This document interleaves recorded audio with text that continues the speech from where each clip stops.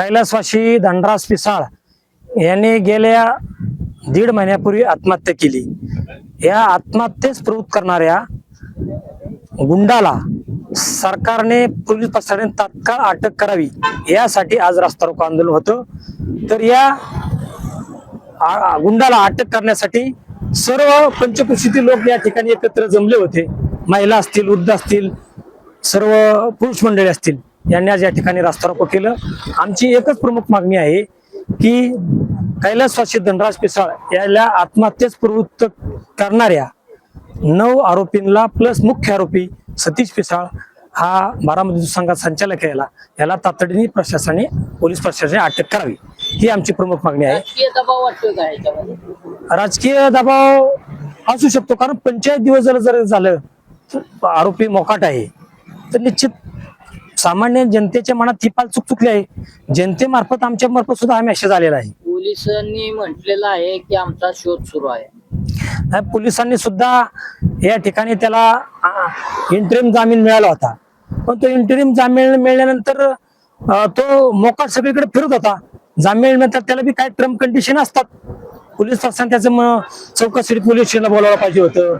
भले मांजरी police station मध्ये त्याचा गुन्हा नोंद असेल तरी येथील पोलीस प्रशासनामध्ये 420 सारखे गुन्हे असतील, इतर गुन्हे आहेत, हे दाखल असताना सुद्धा तो गुन्हा दाखल झाल्या जर पळून जात असेल तरी शोकांतिक आहे।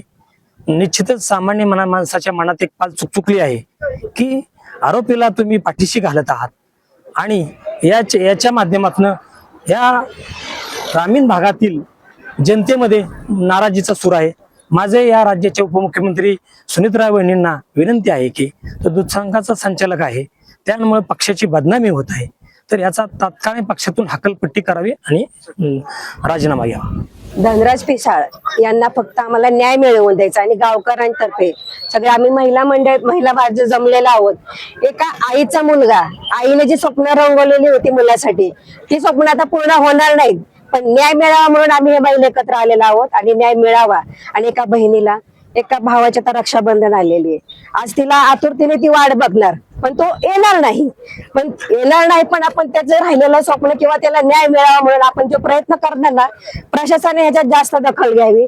पोलीस प्रशासनाने म्हणजे अगोदर जास्त तक्रार नोंद केलेली आहे, पण त्याचा पाठपुरावा झालेला नाही। पाठपुरावा झाला तर तो पूर्णपणे व्हावा आणि न्याय मिळवून द्यावा, हीच आमच्या सगळ्या महिला मंडळांची अपेक्षा आहे आणि पण विनंती आहे प्रशासनाला, एवढी विनंती की एका बहिणीला न्याय मिळवून द्यावा आणि जर नाही मिळाला तर आम्ही जाहीर निषेध करणार।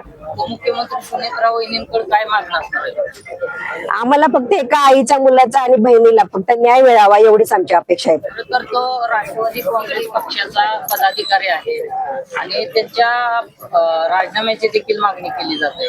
तुम्ही मागणी काय करणार आहात का सुनीतराव वहिनी?